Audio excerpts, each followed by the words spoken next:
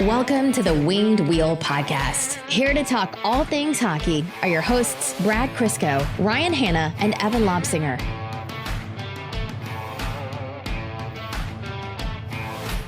Rough day to be both of you. Brad had to watch... I understand Brad, but why me? Oh, you had to watch Tiger shoot 10 on a par 3. It's a very humbling experience to witness one of the best golfers of all time card a 10 on a par 3. One of us. Except unlike us, Tiger birdied 4 of his next 5 holes then. Well, I've hit par twice in my life, so on a hole. The craziest stat I saw from the weekend is Dustin Johnson had 4 bogeys total. Wow, total. And that's not a lot. That's ridiculous. Yeah, I knew that. I knew the gauge on that stat. It should be comforting to the listeners who absolutely hate when we talk about non-hockey sports. It should be comforting to you guys to know that it is like hockey running through our veins. And whenever like Evan talks about golf or Brad talks about whatever sport the Buffalo Bills play, I'm usually kind of out to lunch on that one. Speaking of which, Brad, I'm assuming you're never watching football again. What? Yeah, that's what I thought. Welcome to the Winged Wheel Podcast. Here to talk about the somehow happier than all of that Detroit Red Wings. I'm Ryan Hanna. What? And I'm Evan. And over here in a fugue state, that's Brad, who Lions fans will know what this is like when Aaron Rodgers throws his bullshit, Hail Marys into the end zone. The Bills suffered one at the hands of the Cardinals today. So Brad's kind of in a rough spot. What? Yeah. Here to talk today about more, I guess, about the jerseys. The teasers have leaked across the league, or not leaked, they've been dropped across the league. And then notably, Aesthetics has put out their best prediction. So we'll talk a little bit about that whole process, I guess. It's kind of confusing about what's a prediction and what's kind of a source that they have. And where the crossover is between the two. And of course, talking about Red Wings overseas, specifically today we'll be paying a little bit more attention to Moritz Seider, who at times has been quietly dominating, but dominating the whole time nonetheless in the SHL. So we're going to be chatting a little bit about him and bring the conversation back to Big Mo Seider and his future with the Red Wings. So, and then beyond that, we'll talk about, I guess, whatever else comes up before overtime. But for now, jerseys. I love the offseason because we can all focus on dumb stuff like jerseys because we're allowed to focus on dumb things like that. It's fun. Everyone loves jerseys and everyone loves to argue and scream and shout about them. And what better way than for the NHL to take something like retro jerseys and then do a twist on them, because that will not be contentious at all. But I do like that. I'm making a joke for the sake of the joke there. I actually think it's sweet that they're doing this for the sake of it. But first, let's talk about all of the teasers, starting with, most importantly, the Atlantic Division. So Detroit and its fellow division teams all had their teasers dropped, and then Aesthetics did their, I guess, kind of previews about what that would be. First reactions. What? Brad, I know. Swear. The Atlantic was easily the weakest of the divisions in terms of, we'll call it hype factor. This was the they played it safe division, except for Buffalo. Subjectively, when you look at Ottawa, Tampa, Toronto, Montreal, Boston, Detroit, there's nothing really egregious about those jerseys. They're, as a standalone, they're all fine. In my opinion, Montreal is probably the best of those, and it's a simple color swap on their current home jersey. For all of these, they left me wanting. I wanted to get a little weirder. I wanted to get a little more creative. It feels like the original 6 teams just kind of phoned it in and whatever. Like Toronto took one of their jerseys and just added gray. The Red Wings just took one of their jerseys and added silver. The Bruins took one of their jerseys and just made it yellow. I get that's kind of the purpose, but when you looked around the other divisions, and it sucks because the Atlantic got leaked last, some of these teams are doing some weird shit, and I'm here for it. The Coyotes went peyote purple. The the duck breaking through the ice is back in the thing. The Minnesota went full North Stars. Carolina went full Whalers. The Avalanche went Avalanche-colored Nordiques. Like, teams got weird, and it worked more often than it didn't. So when I saw Detroit's, I looked at the jersey, and I'm like, this is fine. I think I like it. Yeah. Wish they would have gotten a little weirder with it. Like, I feel like they played it safe. And I feel like that misses the point of what this was supposed to be. We should say, though, that we don't know what the actual jersey looks like yet. We're talking based off of Aesthetics' predictions. And it's funny because something that I'm thinking is I don't really know of a resource that's better connected to the NHL and any kind of jersey-related leak than Aesthetics. To me, a lot of this reads as they know how a lot of this is going to go, but they can't just out and out say it. But part of me thinks that they are guessing on a lot of it. Like this was a collaborative effort. They worked with a bunch of different people to generate the mock-ups based off of what information they had and just a best guess.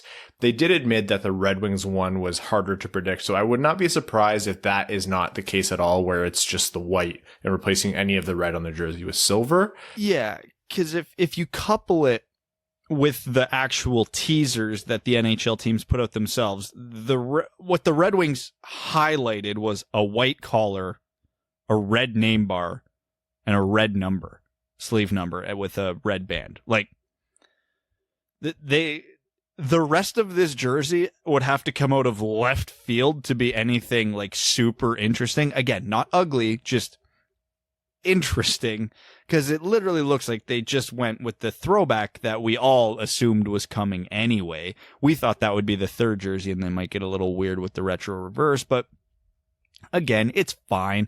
If the armbar is silver instead of red, if the bottom bar is silver instead of red, or if they're red instead of silver, it's fine. It's not ugly. It's not bad. It's just, we could have gotten weird here, and I would have loved it. That's my issue. Like, a lot of the previews that teams not leaked, but like showed, and then it matches up perfectly with Aesthetics preview. Like, we know Colorado's doing the fleur-de-lis. Obviously, they're doing the Nordiques. We know Carolina's doing the Whalers. We know Arizona's doing purple. Like, a lot of these are really, really safe guesses. So if Detroit's is off, great. And the Montreal one, again, super obvious. But yeah, just wish they would have gotten weird is kind of my summary. Yeah, like, I don't know. Seeing silver never translates into mock-ups too. Like, you see this and it looks like gray, and it looks like a dull kind of off-color logo because all the negative space or the white spaces looks gray. But silver looks a lot different, and we learned that with the Centennial jersey. When the Centennial jersey came out, we talked about this last episode and many times before, the initial reaction was, ugh. And then after a while, I was like, oh, okay, I'm actually going to be purchasing one of those. Like, they're actually really clean. And that's the gist of it. Like, yeah, it still might look nice in the end, but it's just tough when you have the peyote purple, when you have the Mighty Duck breaking through the ice by all likelihood. And it would have been fun to just do something different. A lot of those teams have the luxury of doing something different. And we'll talk about some of our favorite, mock-ups or probable leaks. Ryan, we're rating all of these. Perfect. They have the luxury of doing that. Like, Colorado can flash back to the Nordiques. Minnesota can flash back to the North Stars. St. Louis has had a bunch of different jersey designs, all of them being cool in different ways. Anaheim actually had a Mighty Ducks character breaking through the ice. Like, they didn't just draw that up. Detroit's been pretty safe. Detroit's been the Red Wings logo, the D, like, they haven't used too many different things, so you can only get so cute with it. But that does not mean that you can't have been different and had fun. So I don't know, maybe we'll be surprised. Maybe there's a barber pole in the front, we just don't know it. But by all rights, it looks like the twist on the Red Wings jersey will be the silver accent. So presuming that holds, silver barber pole would be funky and cool as hell. Yes. Do we know for sure it's not a barber pole? No, we don't. Yeah. Regardless, and we've said it before, we'll probably end up liking it, but in the context of these are supposed to be like kind of wacky jerseys, it's not wrong to have hope for something different. Like, it's safe. Safe is a good way to put it. It's fine. That's the best word I have to describe it. It's fine. If the silver comes out really nice, will I buy one? Yeah, probably. Like, it's fine. Evan, who cares probably least about jerseys. I saw them for those aren't the official ones. That's what they believe they're going to look like. That's their prediction. Going to be a pretty close guess is kind of how we're interpreting this. Yeah, I wasn't sure if that was, they were actual leaks or not, but they're just kind of me, I don't really care about jerseys, but yeah, I thought it was just very vanilla. It's just another chance to do something really cool and something maybe a little bit abstract and something fun, and that's what we got. I wanted purple with an octopus. That, or what about black and red? Just black. Anything. No black. No. I'm all for the black. You ready to start a Red Wings Twitter civil war? Black jerseys is the most polarizing topic since frickin' Alexei Marchenko. Let's be clear. I have nothing against black jerseys. I've just seen mock-ups and like those Walmart knockoffs and like a million variations of potential Red Wings black jerseys. They universally look terrible. It doesn't go with the Red Wings logo. It doesn't work. Perfectly. Look at Ottawa's new home jerseys. Elite. Black can work, just not with the Red Wings. Silver black does, and like though. Neon red. Hell yeah, let's get weird. The only jersey I've ever cared for were the Grand Rapids Jurassic Park ones, and until something comes anywhere close to that, don't bring it up to me, because I don't care otherwise. I would have preferred the Red Wings just use those for this. Me too. That would have been Retro unreal. reverse. We threw it back to 2019 in our AHL team, and they would have sold out immediately. Or do something cool with an octopus. Literally anything. I mean, we got another rendition of a jersey that's something that they've pretty much already done. As long as the Ilitches own this team, like, I don't think it's bad to be a classy team that never does, like, all of a sudden they come out with a purple jersey with an octopus. Like, it would be fun, for the memes. Yeah, it'd be great and it'd be something cool and different. But I don't think it's bad to have a team that respects the history and just never strays that far. But the old school D, the different shaped Red Wings primary logo, like, there are different things that you can do. Let's talk about the different jerseys in the division. How do we want to start rating these? Do we want to give them letter grades? You pick how we're going to grade them, and then we'll go jersey by jersey, division by division. I can abide by any scale you want to use. We're going to go straight up thumbs up or thumbs down with no fence sitting. You have to pick one of the two. And that jersey gets a thumbs up or thumbs down based on the aggregate score of us three. Okay. Boston with their predicted... Okay, we're starting in the Atlantic. I got to scroll up then to the Atlantic picture. Wait, where did you guys find all these? It's all on Aesthetics Twitter feed. That's just where I'm getting it. I'll send it to you, Evan. So we'll start out with Boston with their yellow jersey, or their Boston gold, I think they're calling a jersey with Ryan, I found it. Don't worry. Look at you. You're a researcher. I like that one. I'll give it a thumbs up. Oh, this is the one with the crack bear, right? No. Yeah, on the shoulder. Oh, is it on the shoulder? Yeah. Or the meth bear, whatever they call it. Meth bear is what they call it. It's on the shoulder. Double thumbs up. That's a 2 thumbs up for me. Absolutely. Buffalo. Thumbs down. They could have done so much better here. I like the idea of going with their current color scheme on one of their black and red jerseys. They just picked the wrong black and red jersey. I'm not sure how I feel about the buffalo around like the waistband area. It's kind of not great. Who knows if these are real, but judging by this picture, I'll say thumbs down. Doesn't vibe with me. I don't know. Just pick the angry goat head and make everyone happy. You got your primaries right. Why don't you just do the goat head? Yeah, they put the goat head on as the shoulder patch, and like on the preview that the Sabres released, it looks amazing in the blue and yellow and silver color scheme. Why is that not the primary? Thumbs down for Buffalo. Okay, so we'll come back to Detroit's at the last in the Atlantic. Florida's. I'll give it a thumbs up. I like the mock-up doesn't look great, but when you actually look at the red, gold, and blue on the teaser, that the NHL released, it actually does look really good. So I'll give it a thumbs up. Florida's looks like the same jersey they've done 40 times. It's because it kind of is. That's almost the point of this exercise. I'll say thumbs down. You guys know how I feel. I hate that logo so much. I think it's the worst logo, one of the worst logos the NHL's ever seen. And the white sleeves and white bottom really aren't doing it for me. So I admit the primary colors do look good on there, Brad, especially on the actual jersey, but it gets a thumbs down for me. Yeah, the white is like the only downside of that jersey for me. I'm not a huge fan of that. Montreal with their inverted blue primary jersey. I'll give it a thumbs up. It's a boring as hell concept, but it looks really good. So it's a thumbs up for me. I'll say thumbs up too. I don't, you know me. I don't care. It's whatever. Yeah, it doesn't do much for me. I don't think it's that nice, but I don't think it's so ugly where I can give it a thumbs down. So I'll give it a thumbs up. Okay, Toronto with their white shoulder bar and their old geometrical logo. I'm going to go thumbs down. They basically said, let's do what Detroit did, but make it more boring. I don't love the sleeve to sleeve shoulders. I've never liked cuff to cuff shoulders that go all the way up and around. I don't know what it is, but I've just never liked that as a design choice.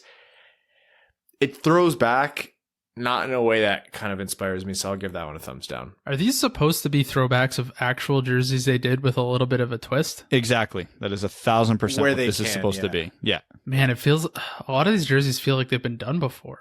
Am I missing something? And then they just inverted the color or something? So this Toronto one is exactly a jersey they used, except they turned the white part gray.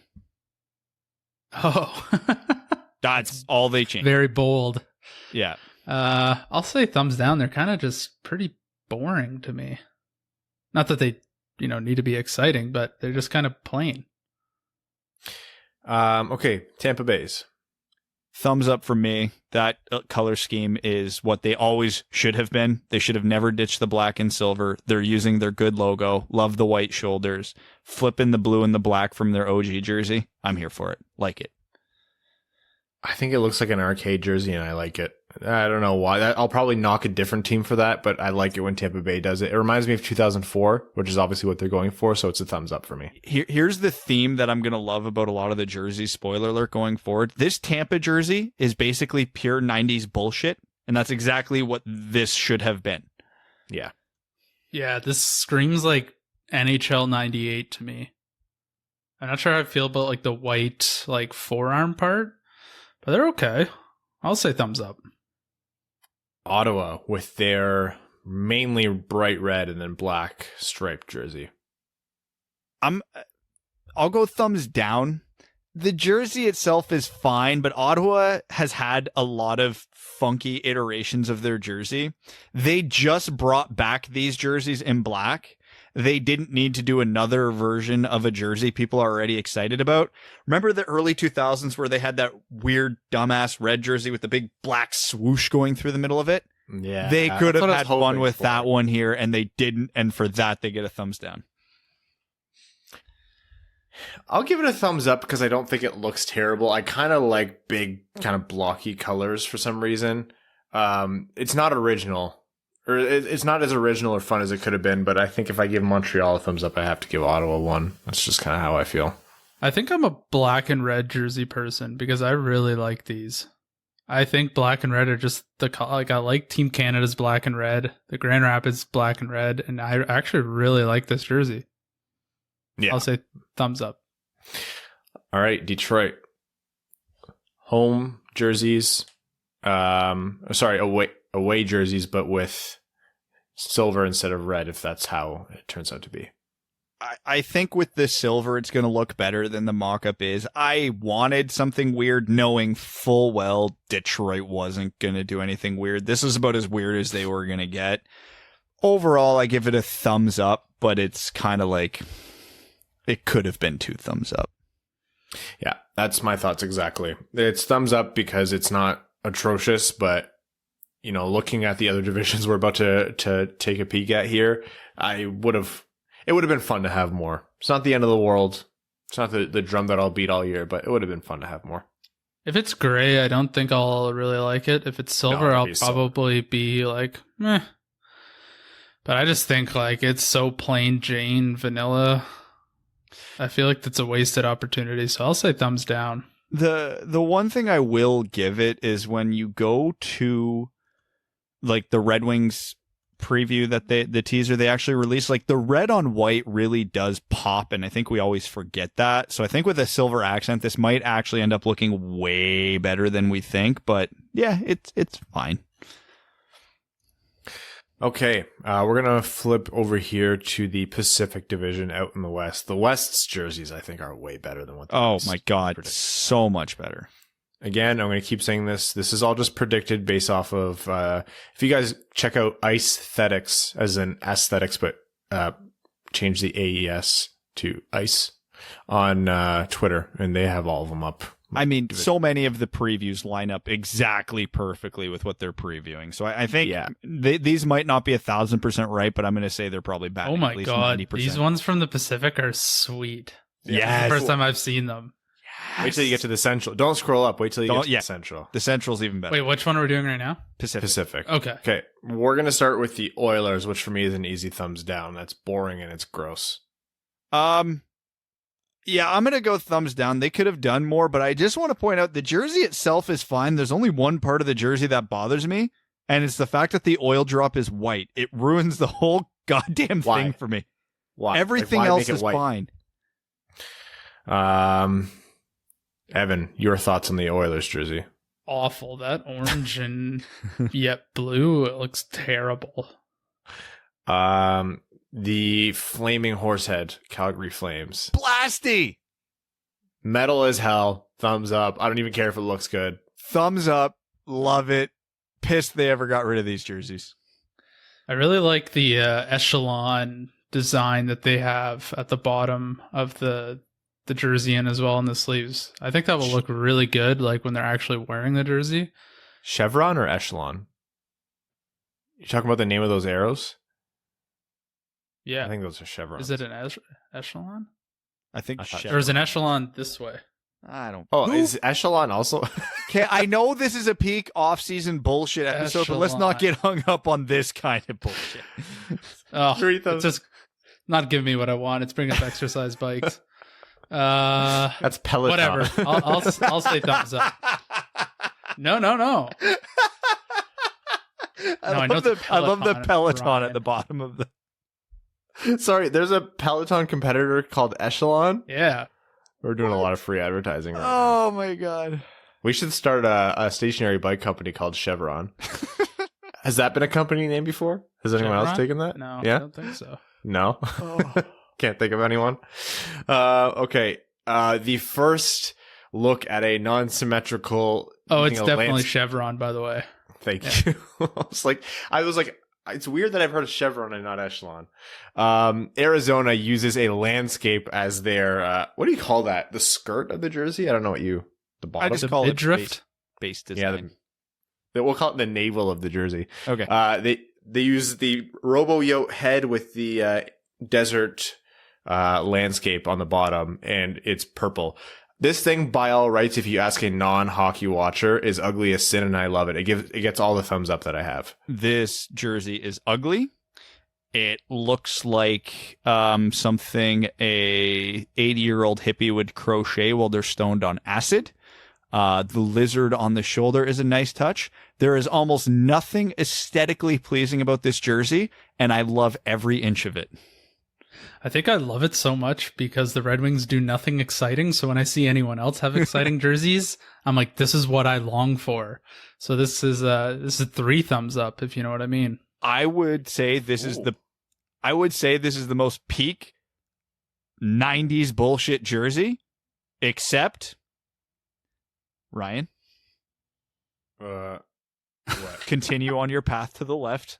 Oh. I thought I was supposed to say something else. I was like, what did I miss about Arizona in the 90s? Well, the most peak 90s bullshit jersey is the Anaheim Ducks, flashing back to the Mighty Ducks, crashing up through the ice from the bottom right of the jersey. And thank goodness they brought back any note of eggplant and teal.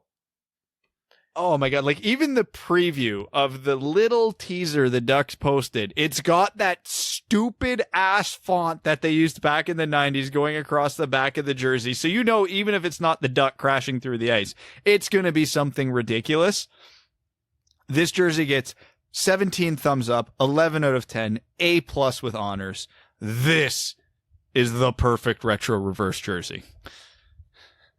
Yeah, they're going to sell those like hotcakes. Good for them. I might even buy one. I legitimately am trying. Like, I'm a big John Gibson fan because of his days with the Kitchener Rangers.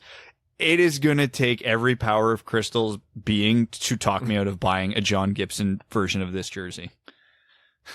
Yeah, these are sweet. This is exactly what I said about Phoenix or Arizona. This is what I want. As a Red Wings fan, give me an octopus. Just do it. And I will buy the jersey. And I don't buy jerseys. I would buy it.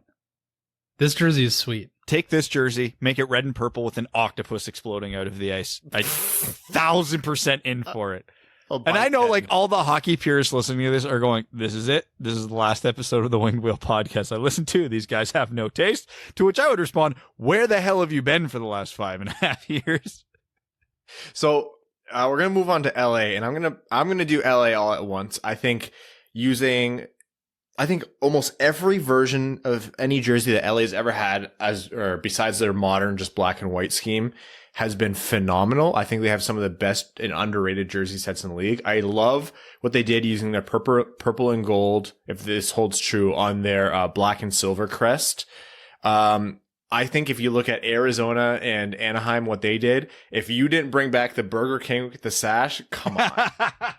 Like, come on, man. It was right there for you. And like, this jersey still gets a thumbs up for me. That's a sweet jersey. I love that jersey, but the Burger King was right there. I know. You could have brought him back. If you didn't want to use the Burger King, you could have just used a cartoon version of Drew Doughty's face and it would have still been magical. There was so much. Okay. Ryan, are you ready? And I'm sure this thought's gone through your head, but if it hasn't, I'm about to blow your world. The Burger King jersey, but purple and gold. Incredible. It would have been perfect. It would have been the only jersey that could have rivaled Anaheim's. And for anyone saying, no, that jersey was too bad, I'm sorry, Wayne Gretzky wore that jersey. So, thumbs up for me for that Kings jersey still. Absolutely. I love their purple jerseys, so thumbs up.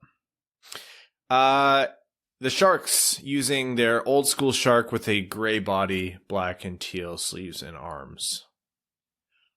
I'm gonna give it a thumbs up. It's one of the more boring jerseys. I'm gonna give a thumbs up, and the only reason I'm giving it a thumbs up really is it looks fine. And I don't have a better idea to do with San Jose's jerseys. Their jerseys have always been kind of weird. Like, they've done a black jersey. They've done a teal jersey. They don't have any other colors that they could have really used except for their gray. So I was like, yeah, it makes sense, I guess. Would I have picked this exact design? No, but it's fine. So I give it a thumbs up.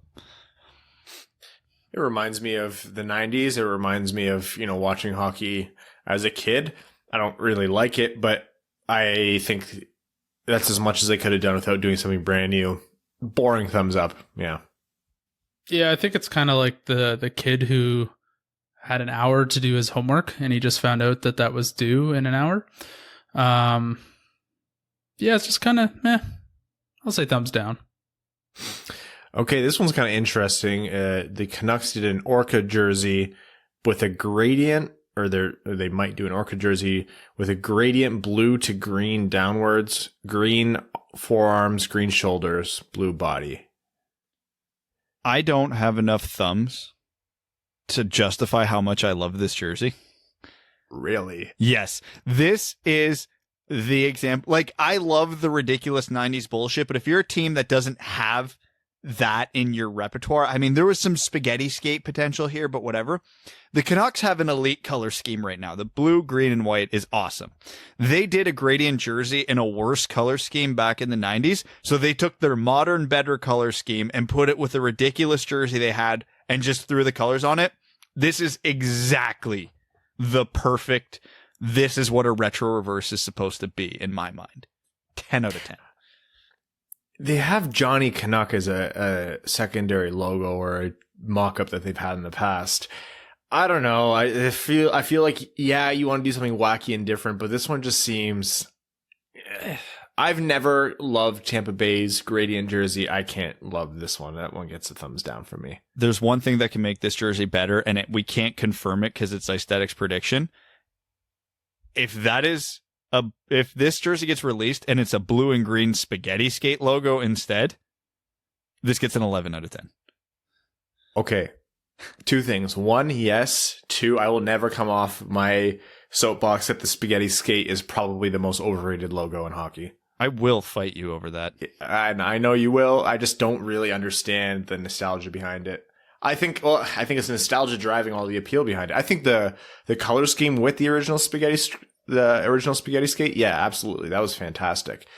The spaghetti skate itself was like, what even is that logo? It's nothing. It's not even a thing. Ryan, we cheer for a team that is a wing coming out of a wheel. Don't But the logo was this. a winged wing. Like, it makes sense. What is the spaghetti skate about? I don't know. I don't love this kind of, even if it was, okay, if it was the spaghetti skate, it would jump into almost completely batshit territory, at which point you kind of have to respect it. So that's when it would get a thumbs up for me. But as this prediction sits, it gets a thumbs down. I don't know, Evan, you're the tiebreak. We're talking about the Canucks one, right? Yeah. Yeah, thanks for tuning in. Well, now I'm definitely going to trash this jersey. It literally looks like a sweater that my mom bought me in the 90s when I was a 6-year-old. The gradient? No. I don't feel like that. I feel like when we insult a jersey for how ridiculous it is, it like with an analogy like that, it just makes it better. I had very poor style as a 6-year-old. This is like the retroverse to me. I approach like this is the ugly Christmas sweater party everybody goes to. The uglier, the more ridiculous it gets, the better it is. Yeah, I think I have a anti-green or shamrock green bias, and that's why I don't like this jersey. So I'll say thumbs down.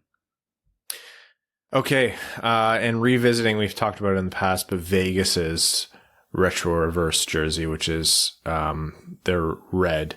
Is this the retro reverse? Are they just treating their third jersey like the retro reverse jersey? I think this is their they have the gold third jersey. This is that's right, the gold. Yeah, sorry. This is just a callback to the old Las Vegas Thunder.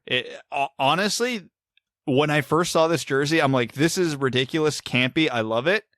And then I've seen the rest of the retro reverses. I'm like, God damn it. Vegas went more boring than other teams. Now I'm pissed. They should have been the most ridiculous because of what Vegas is as a city. I still give it a thumbs up, but now I'm slightly more disappointed. See, I went in the opposite direction. When I first saw it, I was like, kind of boring. Just generic red jersey.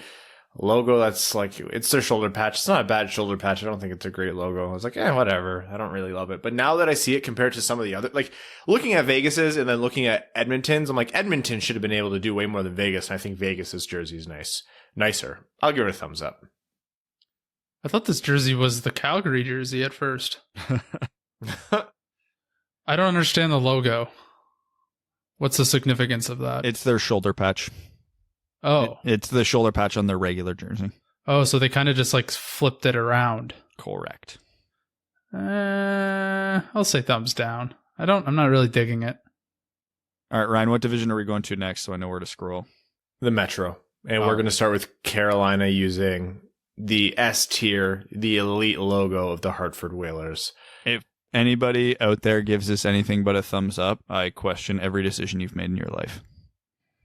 At first, I thought the tail of the whale was a mustache. I was like, a Movember jersey. Interesting. Yeah. But then I woke up and realized it was the Whalers logo. Yeah, that's bold by them. This is the only jersey where I will approve this type of green. I like this jersey a lot. Columbus with their the ribbon primary logo with the stick and then white shoulders, white bottom, red jersey. Sorry, I don't love this one. Thumbs down for me. It's kind of just weird mishmash of different features. Columbus didn't have a lot to work with in terms of their history and what they could work with. The real only option to get a little weird was to use a red primary, and they did. I like the white shoulders with the white bottom. It kind of brightens it and gives it that 90s vibe for me. Like, objectively, I should hate this, but I kind of don't. I give it a thumbs up. Yeah, I don't know if I like the white shoulders, I guess wrist to wrist sort of area. I like the logo a lot. I don't know. I'll say thumbs down. And New Jersey leaned on their old green jerseys, so brought back the green and red color scheme. But it's their only green primary. I've always liked the New Jersey red and green. I know they're probably grotesque to a lot of people, but I think it's a cool callback, and I've always been kind of fond of them. That's a thumbs up for me. Like I mentioned with Vancouver, take your team's best color scheme, use it, flip the colors. Perfect. Love this jersey. 2 thumbs up. I think when we did our jersey rankings with the S, A, B, C, D or whatever it was, I think I hated this jersey, so I don't want to contradict myself, so I'll say thumbs down again. The Islanders kind of went back to their old school navy orange white with their circle logo. It's not the fisherman. 17 thumbs down for me. I literally looked at this jersey for 5 minutes to try to figure out if they've ever actually worn the exact version of this jersey before. This is the most boring jersey in the entire NHL for the retro reverse. They get all of the thumbs down. This is different than the jerseys they've worn? Yeah, I think it's just a different shade of blue. That's the only thing I've been able to figure out. It looks exactly the same. They could have done an orange jersey. They could have brought back the fisherman logo. They could have done their current logo with the fisherman's wave at the bottom of the jersey. They could have done the fisherman with an orange jersey. They had options, and they did this. This has Lou Lamoriello written all over it, and he's anti-fun in games. No. Bad. Yeah, I don't like this. I hope this prediction is wrong more than any of the other ones. Yes, 1,000%. Can you imagine it's completely different and it's unreal? So happy. The Rangers predicted to go back to the Lady Liberty Navy logo with the Navy jersey. 10 thumbs up for me. Bring these back permanently as your thirds, you cowards. 2 thumbs up. Marek Malik scored the greatest shootout goal of all time in this jersey. Hell yeah. 2 thumbs up. A little bit of I don't know what's happening to these next 2 teams, but starting with Philly, I don't know what that is. I don't like it. There's no nostalgia to it. It's ugly. Bad. No. Ugly and bad and boring. The trifecta of suck.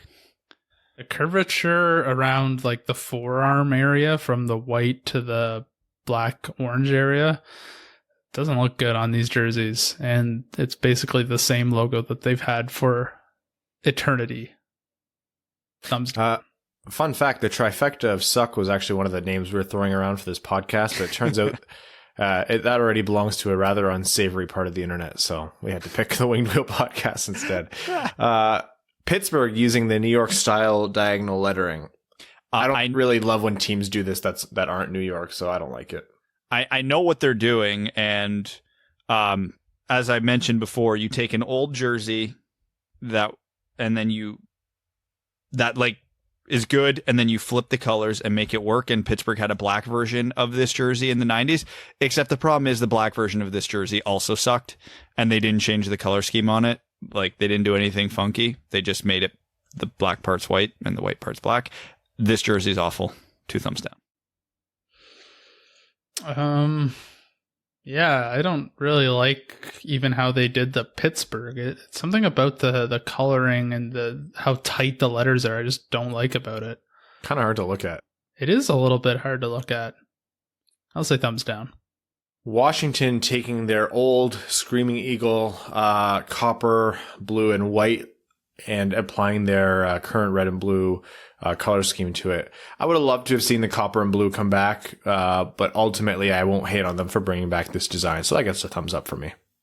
This jersey's beautiful. I love it. I do prefer the copper and blue, but honestly, this got a lot closer to it than I thought it would. I really, really dig these jerseys. This is like a top 5, top 10 retro reverse. Love it. Yeah, I can't really explain why I like this jersey, but there's something about the Screaming Eagle and then the capitals. I think it's supposed to look like a hockey stick almost down near the navel area. I actually really like that. I'll say thumbs up. And over to the Central Division, God, these have some of the best jerseys, period, in there. Starting with the Blackhawks, to me that looks like a practice jersey. Weird. Not a big fan. It looks like that $50 jersey you buy. That's like the practice jersey or like the super ultra thin material. That's what this one looks like. Like the bib mesh. Yeah. I mean, the Blackhawks are one of the few teams who have used a barber pole before, and they didn't go back to that, so that immediately makes it a thumbs down for me, even though subjectively I think this jersey looks fine. I don't. Colorado. Oh, God, the white with the deep red or the maroon, I think, burgundy, Nordiques logo, the fleur-de-lis on the bottom. This is as close to perfection as you can humanly get. All of my thumbs up, and I don't even care that it makes me sick that it's Colorado. These are phenomenal. Absolutely. 1000% agree. Do you think they go white gloves or maroon gloves? I think McKinnon spoiled it. I think they're going the blue gloves on this. Oh, that's cool. I kind of dig blue gloves. Remember blue McKinnon pants. posted that on his Instagram and everybody said, what is happening? And that was technically, if you go all the way back, our first teaser just to the retro reverses, maybe. I don't remember that, but yeah, these jerseys are sweet. Dallas Stars with their old logo and the old whole jersey taking the shape of a star. Again, a ridiculous applause. 90s jersey making the comeback. Love it. Yeah, amazing jersey. Fantastic. No one will argue that that's a great callback to their old logos. You think it'll be gray or will it be silver? I'd imagine silver. Yeah, probably. Yeah, I think it'll look really good. Because they're calling back to 99 when they won the Cup, which is what Detroit did. Yeah. Minnesota, hopefully doing what we've always wanted them to do, which is they call back to the Minnesota North Stars. These are gorgeous, even if they weren't like a wacky jersey. But in terms of what they're calling back to and how they look, again, right up there with Colorado in terms of, how close to perfection you can get. Phenomenal jerseys. Would put on the list if I had way too much money. I'd be buying one of these.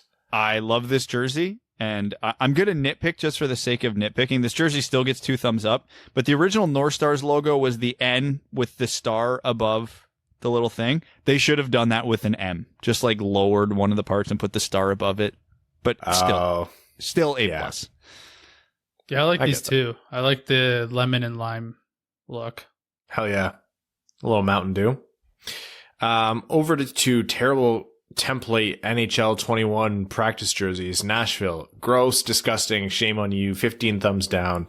Never do this again, please. Yeah, there's no redeeming qualities to this jersey. None. 0. Yeah, I don't like that silver shoulder, arm, whatever you call it. I don't like that at all. Those jerseys are brutal. You remember that episode of The Simpsons where Homer was trying to be an inventor and he created a makeup shotgun and he just blasted it and it was like kind of every piece of makeup in the gun?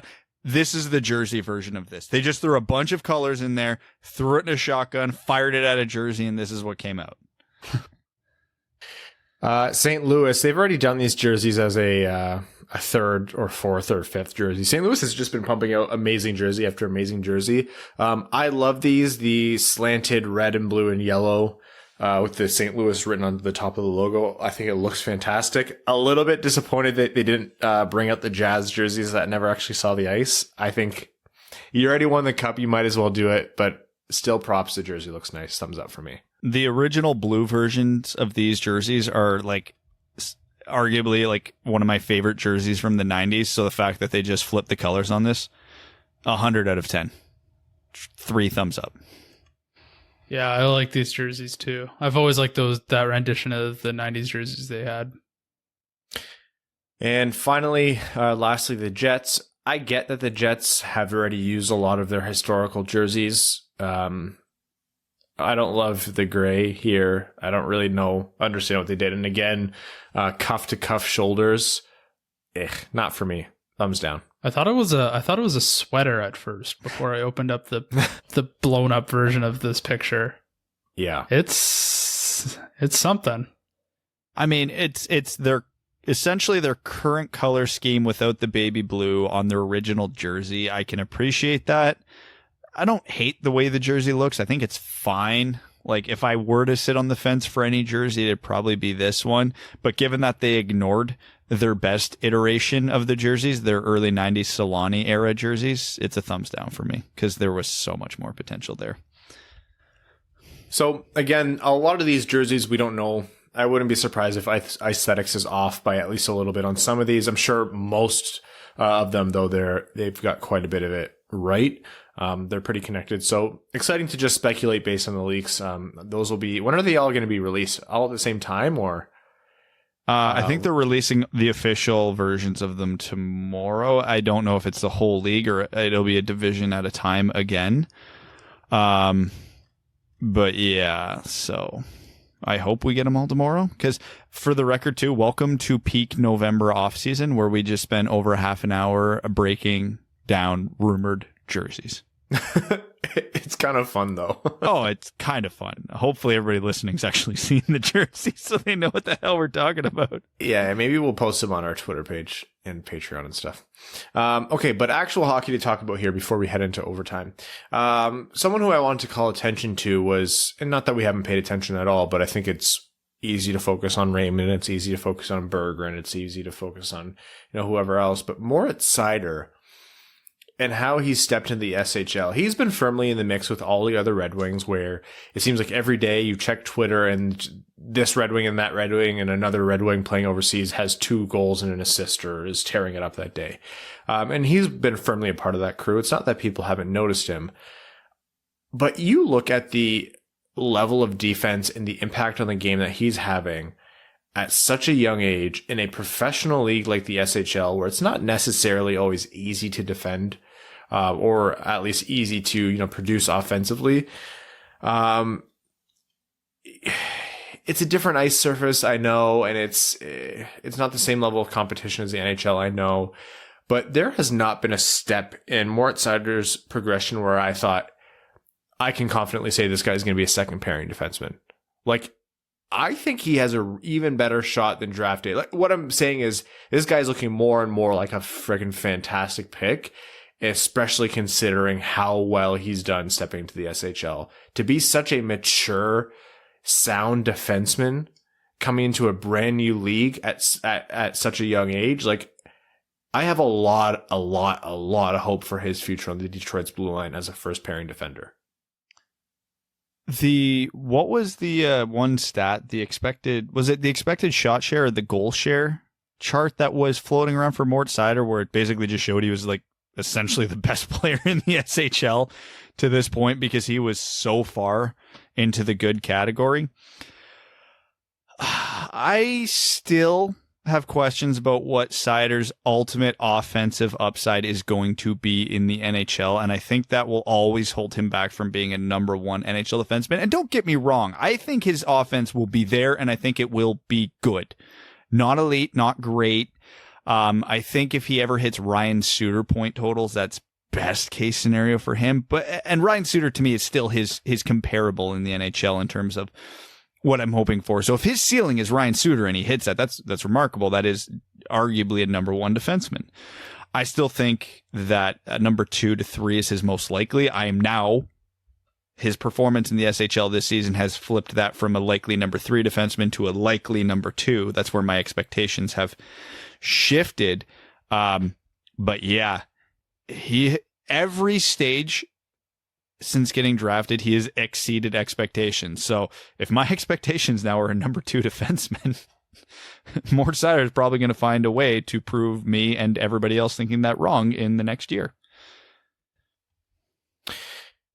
If the Red Wings come out and take a, high-powered offensive dynamo or a defenseman with a little bit more offensive upside that plays on the left side this next draft, that's Detroit's top pairing locked up.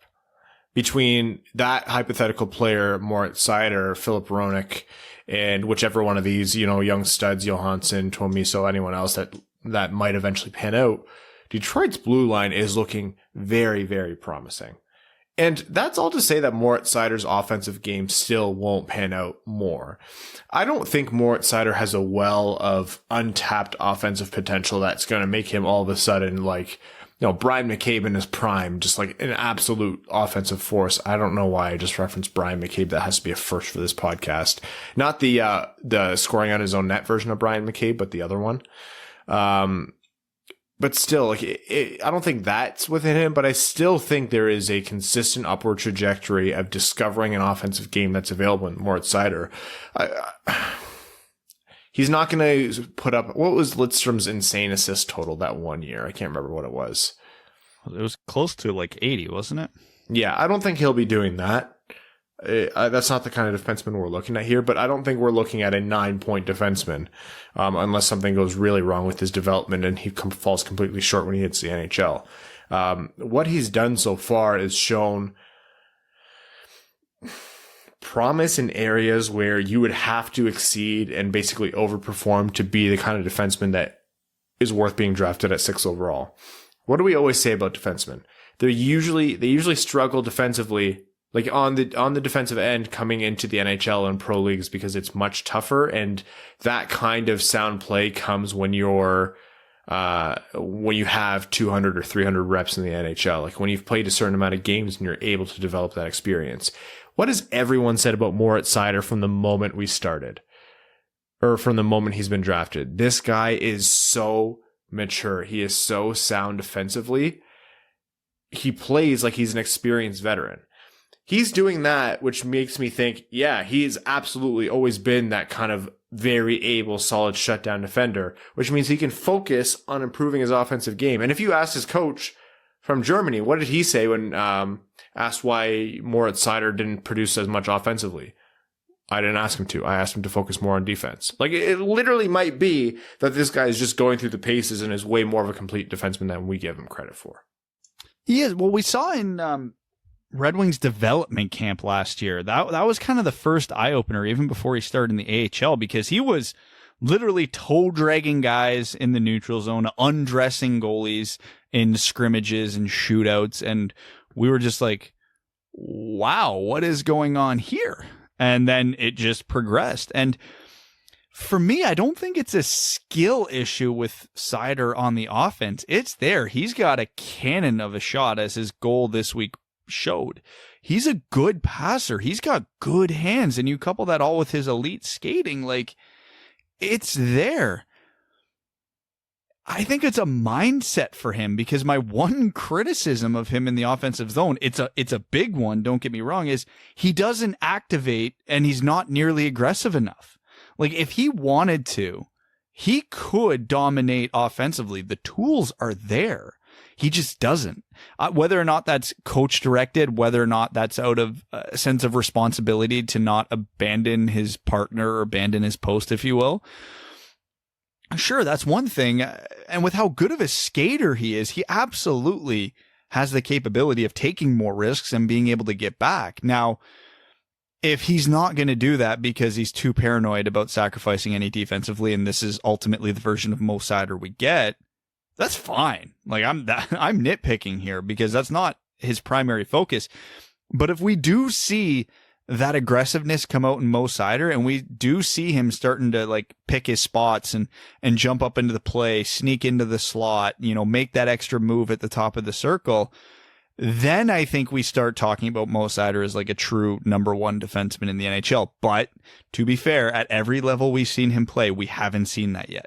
We've seen solid offensive contributions, because when you're staying home at the blue line and you're not taking risks, you can still get point shots through. You can still make the proper pass. You can still find the seams. It just limits how often you can make those plays. So again, I'm perfectly content with where he's at, but everything I said about him being a number two defenseman could be negated if he does adopt that mindset. Because like I said, there is no tool that he is lacking in his toolbox. It's just a matter of using them all and using them wisely.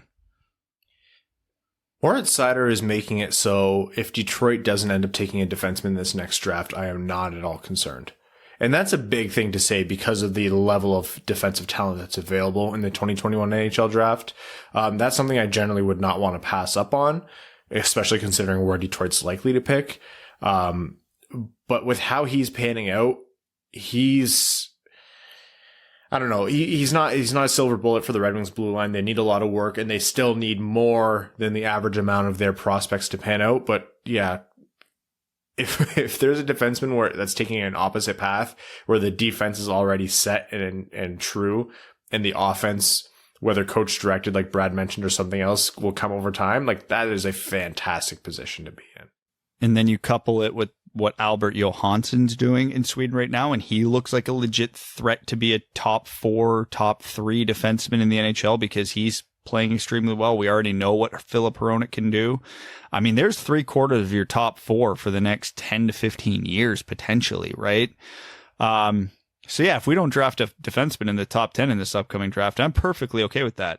And I've also been watching a lot of Kent Johnson in the past week. So if we take him, I'm perfectly okay with that. He is disgusting. Why are more, am I missing something? Why are more people not talking about him? I mean, we will now. He's playing for Michigan. So yeah, we as Red Wings fans will see him a lot and talk about him a lot. But like, if we're talking about all of North America, oh my God, this week is the week I started piecing together my top 10 for this upcoming draft because I want to get a head start on it this year. Man, I think I might put him in my top 3. He is unreal. Yeah, we had an especially long break from the draft stuff. What's it been, like 2 weeks? And so it's been a long enough hiatus for you before starting to look at it again. I mean, we're going to get a shortened season and a shortened offseason next year in all likelihood. I do actually have a fear that we're going to hit one point in the season and go, oh shit, it's in 2 months. Yeah, we have so many profiles to do. Anyways, Moritz Seider, likely to be a fan favorite. Just wanted to talk about him a little bit. I'm sure we're going to do it a million more times. Do you guys have anything else before we jump into overtime? No, talking about jerseys for a half an hour really did fill it up for me. Again, it made me happy as a hockey fan. I'm not sure if it even made for great radio, but I love doing it. Oh, I live for this kind of garbage. The NHL doing a coordinated league-wide 3rd jersey or 4th jersey callback to throwback designs is like, it's cheap, easy money, and I'm so happy they finally did it. You guys need to do more of that. The NBA does it all the time, and it works great for them. We're going to head into overtime, starting with Patreon, where our patrons are the reason we're able to continue this show through extended off seasons, do draft profiles, bring on fantastic guests like Nicholas Lidstrom, and also go to episodes where we just shoot the shit about jerseys for 45 minutes. So thank you, patrons. We're going to start with our very own Arjun Shankar. Says, how's it going, dudes? Also, belated happy birthday, Ryan. Thank you, Arjun. I hope you're enjoying your podcast pillow. Have you guys seen the podcast pillows? No. I'll pull one up. I'll pull one up in a little bit after the next question. TJ Swanson says, after seeing Owen Power last night, in my honest opinion, he's the target for me in next year's draft. Curious if you guys feel the same way, or is there another defenseman you think has a higher ceiling? Either way, whoever we draft this year will be a nice compliment when we get Shane Wright the following year. Cheers, boys. I have a defenseman in my preliminary rankings as the number 1 overall prospect, and it's not Owen Power. So take that for whatever it's worth, and that pillow is dope. I do like Owen Power. He's definitely in my top 5, but I have at least 1, possibly 2 defensemen ahead of him right now. That's a nice pillow, Ryan. I think I made the logo too big on these. I think I need no, to shrink them. I don't think so. Oh, cool. Well, if you go to wingedwheelpodcast.com, there's a store tab, and you guys can get a pillow if you like this, if you're watching on YouTube. Okay. Beer Guy says, thanks again for doing this through the pandemic. Definitely has helped keep my spirits up while I drive around from supermarket to supermarket. A lot of my other podcasts are going on breaks. Do you guys listen to any other podcasts? Way too many.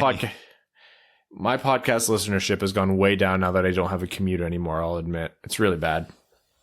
Yeah, me too. I don't listen to really anything right now. But I will be listening to No Laying Up tomorrow to get their Masters recap. Also, I'd love to send you guys beer from the brewery I work for. Is it illegal to send beer across the border? I don't think so. But you can hold off for when the borders are open again and we do our next meetup. Or we can promise you use your Patreon money to buy beer for ourselves. Or both. La Plata Peak says, dog days of the offseason hypothetical question. I know Holland's last few years with the Wings was a comedy of errors, but is there a specific move or mulligan that could have led him to still being the Red Wings GM? And if so, is Yzerman celebrating a cup with the Lightning in 2020, or do you think he'd have moved on to another team, say if the Red Wings playoff streak was still intact? Oh, and if I had the money, I'd send you guys a set of golf clubs with, and I'm Evan, stitched into the bag. Think you're funny, eh? I don't think so. I do think a lot of what Holland had to do was owner directed. I get the feeling beyond no reason other than my gut. Some of those moves were so comically bad, the Red Wings are still getting out from under it. And that being said, I don't think Ken Holland wasn't the GM because ownership was unhappy with Ken Holland. I think it was just, it's Steve Yzerman, the face of the franchise, the current best GM in the NHL. That'd be like saying, sure, we love Dylan Larkin as our first line center. He's good. He's fine. But we could replace him with Connor McDavid. Like it's kind of the same logic if Ken Holland's not Dylan Larkin, obviously. I don't know. The Nielsen move would go a long way. Would it still make him? No, you're right. I don't think it would have made him not. It would have made anything change. I don't think Yzerman leaves Tampa Bay unless the Detroit opening was happening. Like he talked about family and everything like that, but I think that deal was talked about in the works for a lot longer than what was publicly released. Just didn't really make sense in my mind. Who knows? I can't speak to the genuine situation. Of course, only Yzerman knows that, but it just all fit together. It seemed very prophetic. So I think if Holland was still GM, I would have had a hard time seeing Yzerman leave before the Cup because the Cup looked like it was coming for a long time. One single move that would have saved Holland, no. A few moves, yeah, absolutely. You take away Abdelkader and Nielsen, and you're not extending Eriksson or something like that, then yeah, for sure. He did have a lot of moves towards the end once he embraced the rebuild. Like he was doing a fairly decent job. Let's not forget, we have Jonathan Berggren because of the trade he made with the New York Rangers for Brendan Smith. We have Joe Veleno because of the Tomas Tatar trade he made with Vegas. And we also have Robert Mastrosimone in that deal. And I forget who the third round pick in the Rangers trade was, but he made some moves that helped this rebuild. He also ran a couple of absolutely awful drafts, but whatever. There were, like I said, there were some redeeming moves there already. Zach Tretnick says, what if Johan Franzen never got hurt? Do you think he would have been one of the bad contracts nobody would take, or would he have trade value? I'm not sure he'd age well without talent around him. Well, okay, so take the concussions out of it. Franzen was never a speed guy. He was a hockey IQ guy with power and a shot. Generally, those guys are still usable into their 30s. I'm not saying he would have been an elite or anywhere what he was, but he was also making less than $4 million. So it wasn't like, basically, would Johan Franzen have brought more than what Darren Helm is bringing now for close to the same money? Yes, definitely. So I don't think he would have been a superstar, but yeah, he still would have been good for 40-ish points a year, I would think. Cody Stark says, I'm smoking a pork shoulder today, which is making me giddy. Been drinking Baileys and coffee since 9, so you can confirm that I just saw Tiger shoot a 10 on 12. Yep, definitely. Also, smoking a pork shoulder and drinking Baileys and coffee since 9 is the perfect Sunday. We had torrential wind, like knocking out power wind where we are today, so I'm very jealous. That's my kind of golf. Anyways, what's each of your favorite meat to eat or to prepare and or eat? Oh, duck. I love duck so much. Easily my favorite meal I've ever had singularly, and there's so many different ways to prepare it. Just easily my favorite meat for sure. I don't know if pretentious is the right word for that answer, but that's the vibe I'm getting, so I'm going to run with that. I don't know if it's pretentious. I don't know if it's pretentious. It just feels like it is. It's just not like very North American. We don't eat a lot of duck here. No. So I guess, yeah, it's pretentious. Fuck. I'm not fancy here. I love busting at the barbecue, and I love doing a good steak. It's simple, it's easy, it's delicious, and when done properly, you get that like pride of, oh, I nailed this. Like it's a satisfying meal to grill. My answer is just yes, but if I have to give a specific, pan-seared scallops, always the best. That's interesting. I don't know. We've made pan-seared scallops a lot, and I think we're missing something. Like we always get kind of a butter, salt. That's it. A good olive oil. We fried them in the oil from chorizo once. That was good. That would be good. Mariusz Brecker says, "Hey guys, please tell us about your EA NHL 21 progression or any other lockdown video games. Stay safe, and as always, keep up the great work. Greetings from Germany." Just got my PS5. We will be getting NHL 21 very shortly. I think tomorrow I'll probably go pick it up. And another cool or fun, I don't know, depending on what you think is cool or fun, thing that we'll be adding is we'll be streaming NHL 21 from time to time. I don't know how much I'll be doing it, but I will be doing it. I'll play with patrons when the world opens back up and Evan and Brad come back over to my house. I might get them to play it, even though they don't really console game ever. I used to play NHL a lot. Yeah. So I used to be pretty good. Brad never has. So we should do a series where it's called Evan and Ryan both share one controller and Brad holds the other controller, and let's see who wins in NHL 21. I can tell you exactly who's going to win, and the answer is not me. I'll play with patrons. We'll get Steve and them from Dangle we'll play and we'll do a streaming thing. Just got to get it all set up, but that'll happen soon. I bought the new Call of Duty. And I know, like, I skipped a bunch of them. The last one that I really loved was the first Black Ops. I just bought this Black Ops. I don't know. I kind of missed it. It's fun just shooting the shit with my friends. Although I suck now. Like, I suck a lot. It's true that your, like, reflexes in video games go away as you get older. Yeah, so I'm terrible at Counter-Strike now. Lars, the prophet of the towering behemoth, says, "As it seems the world is getting dumber by the second, I think it's time to reflect on this organization's dumbest moves. Looking back, what's the dumbest decision the Red Wings have made, and what's the dumbest trade? Off topic, who is the best NPC you've come across playing video games?" Oh. Man. If anyone says arrow in the knee guy. Oh, I'm just scrolling past that. I hate to dump on the guy because that's basically been the entire existence of this podcast, but we all knew from the minute pen hit paper that Abdelkader contract was going to be an absolute dumpster fire, and it somehow ended up even worse than we could have imagined. Yeah.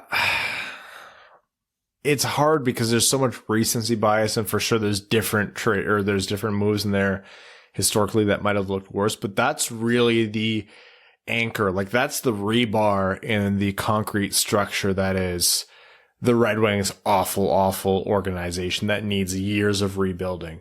Like, we've been excited about Yzerman for 2 years now, and this will still be probably the worst team in the league next year. There's a lot else that went into that. Having Eriksson and Daly and all them on the team wasn't good. Having the Nielsen contract wasn't good. But yeah, the Abdelkader move that one was rough. In terms of the worst trade the Red Wings have ever made, I'm sure there's probably something in the 60s or 70s, like when they traded Glenn Hall or Ted Lindsay. The original 6 era of the NHL was a gong show, but it was easier to get out from mistakes back then. But yeah, the Red Wings way back in the day made a lot of horrible trades. You can pinpoint whichever one you want. Glenn Hall and the Glenn Hall trade, the Ted Lindsay trade, and the Marcel Dion trades are the ones that stand out to me. If you want to go recent, you can look at the trading Backman, Janmark in a second for Eric Cole in a third, or getting Legwand in exchange for Cali Yarncroc, Patrick Eaves in a third. I know the Yarncroc one really gets people's nerves going. Yeah. Steve E says, so this might be my last comment for a while. I found out that I'm being bought out at the end of the year and I'm currently applying everywhere. It's a little scary as I bought a house last December and have 2 kids, but I'm only 32, so I'm confident I'll find something. Maybe an NHL referee. Realistically, how long would it take for a non-certified person to get to the NHL? Thank you and goodbye. Okay, first of all, Steve E, do not apologize. So sorry to hear that. Really hope everything works out. That is extremely unfortunate luck. I'm sure and I hope it'll all work out. Referee might not be the path, though. It takes a long while. Well, it depends on qualifications. So I can actually kind of speak to this one because I have 2 friends literally on the path to that. They're both reffing in the Ontario Hockey League right now. The NHL referee gig is very... I don't know what the word I'm looking for here is. If you've played at a high level of hockey, you get jumped several levels. Like you automatically can jump in. There's guys who graduate from the Ontario Hockey League as players and they're reffing in that league like a year later, even though they've never reffed in their lives before. As my one buddy put it, he was actually trying out for the same league I tried out last year, and he's one of these refs. He needed it to have an elite prospects page because he said that gives him a bump. Like, so I don't know the ins and outs and how all this works, but stuff like that matters. So if you're going in from scratch, I'm going to say it's going to take a real long time. If you have some sort of high level hockey background, like high enough that it gets you an EP page, maybe you get a bit of a speed boost at the start, but yeah, it sounds like it's a long, arduous process. Garrett TV says, Hockey Amigos, can you please silence your microphones and allow Evan time to describe this weekend's Bryson DeChambeau meltdown? Remember, boys and girls, drive for the show, putt for the dough. Let's go Red Wings. I'm surprised we didn't get into that off the start. Man, what a baby. So I don't know if you guys really caught any of it, but I think we talked did we talk last time about how he shanked a bunch of drives and he couldn't find a ball and shoved one? He was just terrible all week. And then he started saying he doesn't he's feeling lightheaded, but the COVID test isn't showing anything. So he started making all these excuses. Just never played well at all. I remember it's just once again, I don't feel bad for the guy at all. I don't know if I told you guys this, but he said he can hit all the par 5s in 2. So he's playing them as par 4s. So the course is really a par 67. He was not a par 67. So when he says shit like that, it's just, I feel really good that he kind of just fizzled out this week. Well, when you were describing him last episode, I think the phrase "he's a wiener" was used a half a dozen times. So this must have been a satisfying weekend. Yeah, it was great. That. Yeah. Rick Choate says, "Howdy, boys. Are there any of the reverse retros based on the previews that you'd consider buying? I'm personally a sucker for those Kings jerseys." The Ducks one, I'm very seriously considering, and there's probably a couple because I have players around the league that I'm big fans of, so this might be the little push over the hump to break down and get one. Like I said, I'm a huge John Gibson fan, and there's a handful of other players around the league I might consider it if they have good jerseys. Can't think of them all off the top of my head, but yeah, there's more than a few that I would definitely consider doing. As much as Colorado's are nice, would I actually buy them as is now? No, I don't love buying non-Red Wings jerseys or international teams that I care about jerseys. I will buy the cartoon jerseys probably. With a good deal in front of me, I would. So Arizona's and Anaheim's for sure. If the Islanders did the Fisherman, hell yeah. If LA did the Burger King, hell yeah. See, I have a good reason to justify buying the Avalanche Nordiques jersey because arguably my favorite Kitchener Ranger of all time, plays for Colorado, Gabe Landeskog. So it would take no convincing for me to break down and do that, as much as I hate the Avalanche. Like, I can't even say I hate the Avalanche anymore. That rivalry's dead. I'm just very about them. But like, it's an A++ jersey and one of my favorite players in the league. So it's not a stretch for me to buy that one. And I will pick someone on Carolina just to buy that one. RC Tendy says, so I'm playing NHL 21 franchise and I found something that really grinds my gears. Berger and Johansson, Kevin Mackey, and Brome are all one of the lowest rated players on their teams. What's going on there? I mean, NHL ratings have always been terrible. Yeah. Real bad. Michael Thompson says, as a person who has golfed like twice in their life, while I was in the military, I was in Augusta during the Masters and I was able to attend while stationed down there. First and really only golf experience was basically the pinnacle of the sport, so I felt like I was basically spoiled out of the gate. Now everything is lackluster.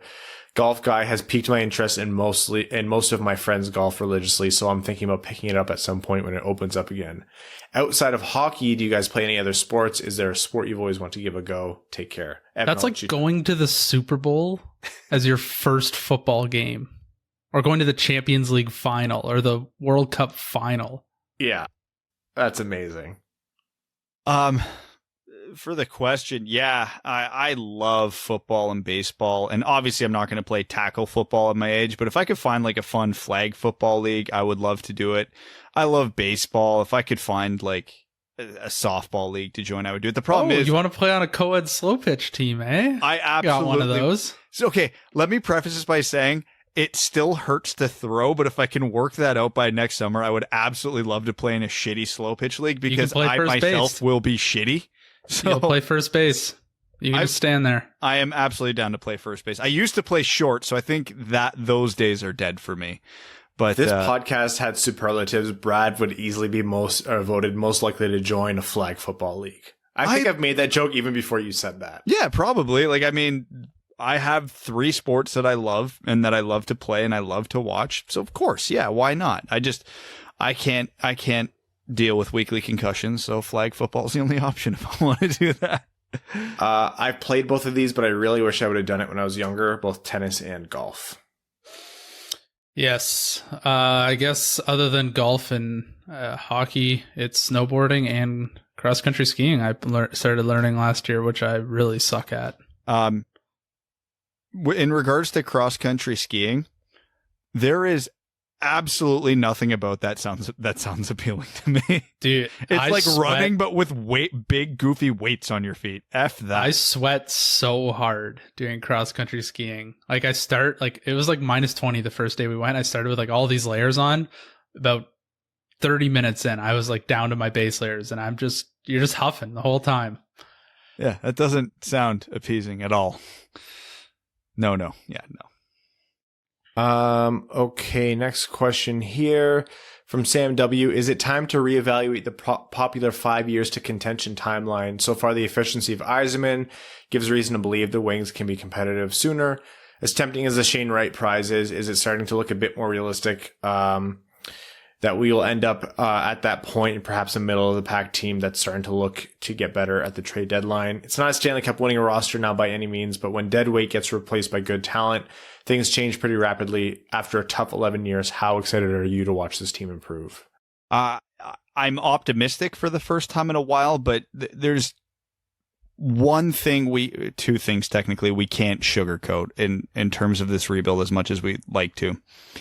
This team doesn't have that true top-end elite center, and it doesn't have that true top-end number 1 defenseman that most Stanley Cup teams and contenders have.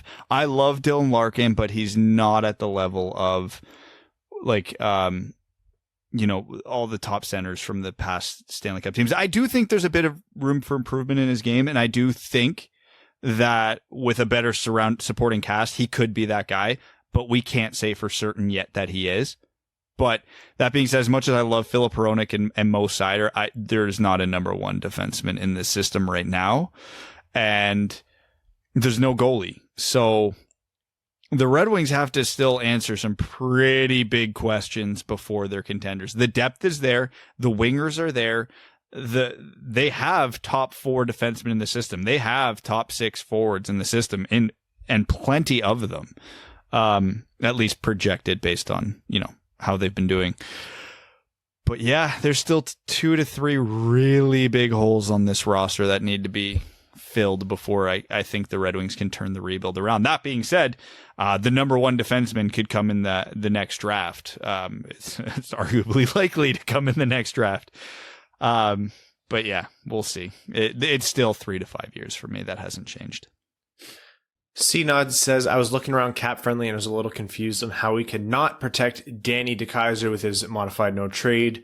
Could you shed some light on that? Or are you making the assumption that he could include it on his list? He'll waive it. Didn't quite get that impression from the expansion draft episode. The expansion rules are that only players with full no movement clauses have to be protected. No trade clauses do not apply to the expansion draft. And in a hypothetical where there was a player with a full no move, they could also ask them to waive it as well. They could say no, or they could say yes. So it is all pretty pliable there. Yeah, I don't think the Red Wings have a single no move clause on their roster right now, I'm pretty sure. Let me see. No move, no move, no move. Mark Stahl. And he'll be a UFA by then, so it doesn't matter. Also, don't envy Stevie for the next 2 off seasons, considering he only has 2 players signed. Beyond then, regardless if we're ready to take a step forward, it's a lot of work to build that roster with very few pieces moving forward. On the bright side, y'all are going to have so much content during the next couple off seasons. Thanks for the pod. Yeah. Can we have some more of it now? Stan Olsen says, hey guys, hope all is well. Of the last 10 cup winning rosters, which do you think was the most talented top to bottom? The 2010 Hawks come to mind for me. Sorry, what was out of what era? The last 10 cup winning rosters. Top to bottom, most talented. So we're going back 10 years. So we've got the Hawks, Bruins, Kings, Hawks, Kings, etc. Penguins. Boston, LA, Chicago, Pittsburgh, Washington, St. Louis, Tampa. 2010 Hawks are a great pick. They're right there. 2018 Capitals, I think, are up there. It's really hard to pick against Penguins teams that have Crosby and Malkin, even though they weren't necessarily. They had no depth on those teams, none. Yeah, like they were dragged there by their top players, and like their patchwork defense somehow made it work. Like you look at Washington, Ovi, Backstrom, Kuznetsov, Carlson, Holtby, like they were loaded. Yeah, I think 2018 Capitals or 2010 Hawks. Those are the 2 for me. All right, moving along here. Joe DeLea says, sup guys, long time no comment. Long story short, my dad, girlfriend, and myself got the Rona. Fortunately and luckily, we're doing good and all recovering. My dad got it first about 2 weeks ago, and we got it from him probably. Dad and girlfriend both had bad headaches and weakness. I had very light symptoms, mainly just a congestion. Anyways, 1 out of 10 would not recommend. Thanks, guys, for the episodes while we've been quarantined for the past 2 weeks. It's scary shit. I hope none of our little family gets it, even the dumb helm stands. In conclusion, Tony D'Angelo can still lick the hairiest part of my... You can guess. Thanks, guys. Joe, happy to hear that you guys are doing okay. I can only imagine that it's a 1 out of 10 do not recommend, but still grateful that you guys are doing well. So take care, and happy that we could help out with our bullshit. Blue says, hypothetically, if Tampa can't move any of their guys with no trade clauses and are forced to move Cirelli or Sergachev, do you think the Red Wings have the capital needed to get one of them without moving a future first, Roenick, or one of their upper tier prospects like Zadina, Seider, Raymond, Berggren, Johansson, or Veleno? A bunch of seconds. All those off the table? No, absolutely not. A bunch of seconds in any combination of Rasmussen, Cholowski, etc. Would that even come close? Nope. I think you can get close. I think another team would outbid, though. By a lot. Chris Smith says, do you ever watch one of A. Wood's Datsuk highlight videos and realize that you're like 50 or more of those views since March? Or is that just me? Oh, no. We're all there, man. I just miss doing things in live hockey. AJ Voss, who's a new patron. AJ, welcome to the Winged Wheel podcast family. Says, hey guys, long time listener, first time patron, college senior. So sorry I'm late to the party. No worries, man. Been working a lot lately and I want to show the support. Do you guys have any players that you're big fans of that were before your time? I was born in September of 98 and I'm a huge Konstantinov fan. Just based on his highlight tape, I can tell he was a special player and played more intensely than most in league history. I mean, like, define before my time, because like Steve Yzerman's prime was before I really got into hockey, because I don't really remember watching hockey until like 93, 94. If I had to single out one player, it is the biggest cop-out answer of all time. But I mean, when I was a kid, I watched hours and hours and hours of Wayne Gretzky videos from the 80s. Like, he was just on another planet. Like, how could you not? Has to be Gretzky. Yeah, I think to pick a different answer, I'd say Bobby Orr. His career was obviously cut short, and I don't even think that would have really overlapped with my viewing era. So, No. You know, he's consensus number one defenseman of all time. I would have loved to see him in his prime. And even though I did get to see a lot of years of him at the top of his game, I will still argue till the day I die that as revered as he is and as good as everybody knows he is, I still think Mario Lemieux is criminally underrated. Evan Pardo says, if the Red Wings draft a forward in the 2021 draft, which 3 forward prospects would you guys consider at this point? So assuming we're picking somewhere between 1 and 8, I think Kent Johnson's the top forward on my board right now. I still like Aatu Räty, but he is not doing himself any favors this year. And I don't know. This forward group's better than I think we've given it credit for. Matt Beniers has looked great in the first 2 games with Michigan. Chaz Lucius might have the sickest hands in the draft. The problem is, like, the Western Hockey League guys are playing in the AJHL. Like, Dylan Gunther's just running show, even though he should be playing in the dub. Cole Sillinger might be up there. I don't know. It's so hard right now. But if I had to go 2, I'll say Ken Johnson and Aatu Räty for now. But outside shot to Zachary Leroux as well. I'm not as big on him, but I could see it. Blocked by Marco Rossi says, good day, lads. Just when you thought I'd fallen off the edge of the flat earth, here I am back again. Zadina continues to show poise and score demand in the Czech League. If he maintains this run of form and continues to play hot, can you see him elevating to top line minutes with Larkin and Mantha when the NHL season starts, with Burt possibly dropping down to the second with Fabry to reignite the Guelph connection? Also extremely excited to see Raymond's growth and development. Kid has so much talent, it's frightening. Plus, he's pretty much a home run to be one of my next jerseys, so rip to my bank account for that moment of joy, but it'll be worth it. Finally, I hope that the Wings Retro Reverse captures the Believe patch in some form, given that it's a 98 Retro Reverse and not the year before, so a boy can hope. Anyways, keep up the good work, lads. Plus, the Lions won at home for the first time since October 2019, so proof, if you ever needed it, that anything can happen. Believe. I think Zadina could absolutely play on the top line, but I would bet that would be in a flip-flop with Mantha. Just because that second line this year is going to need a line driver, and as much as I love Burt, he's not that. So I think I could see them dropping Mantha there to get the second line going, because he's good enough to carry a line, and then put Zadina in his spot. That probably makes the most sense if they were to do that. Okay, Ryan Hanna Brand, Wings and Pizza. Doesn't say pizza, but I'll keep holding strong there. It says, I've been high for the last few days, and it's been really nice. 2020 is a good year for the memes. The new retro jerseys look sick, and the caps is the best one in my opinion. I just started following John Scott's podcast. He's super entertaining, loves his stories about the canceled NBCSN. My screen just glitched out. He loves the story about the reporter who everyone hates. Why does the NHL hate fun so much? And the real question, if you could all interview one person, who would it be? After the Abbey Players Tribune, I miss that guy. He was overpaid, but still a good person. Hope he has a good rest of his career and comes back to have some role in the Wings in the future. If we could interview one person, and like, are we assuming they're not going to be an a-hole and they'll give like full, open and honest answers? Yeah. Steve Yzerman. Yeah, Steve Yzerman, after retirement and after a few drinks. Stay Fresh Cheese Bags of Fournier Company says, doobie doobie doo wop bop bow, says it's time for North America's favorite game, bail out a cash-strapped team. Today's contestant, the Vancouver Canucks. How does Jim Benning still have a job? Seriously. He was an agent, for crying out loud. He had never run a team before. You are a GM of the Red Wings and your phone rings. Jimbo wants to offer you the last year of 28-year-old winger Tanner Pearson's contract at $3.75 million. Do you bail him out for what, or counter offer for a different player? Stay fresh, cheese bags. I mean, Tanner Pearson's still a usable player. He's not bad, and that's not an egregious cap hit. I don't think it would take a lot for me to take on that cap hit. A mid-round pick, honestly. I'd rather play hardball. I'd rather play like really big hardball. Yeah, so would I.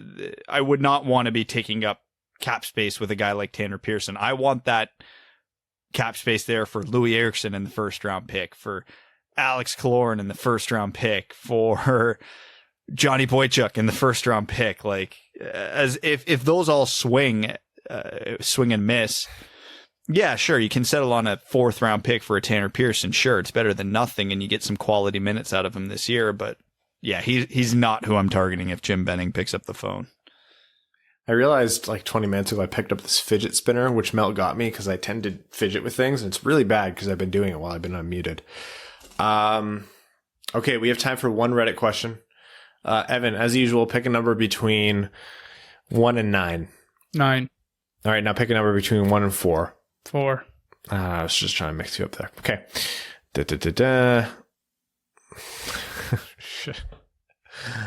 All right, I'll ask it. DHO41 says, you're in a long-term relationship with another member of the Winged Wheel podcast. Who is it and why?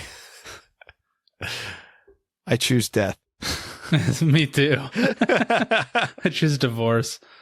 All right, I'll get it right out. In the spirit of answering the question, I'll choose Evan because he's very quiet, and the peace and quiet would be very peaceful. Yeah, I could legitimately make it work with Evan and never be in the same room as him, which is ideal. Does Kat like that about you or hate that about you, Evan? It's definitely double-edged sword. Because when I need to not be quiet, I don't know how to do it.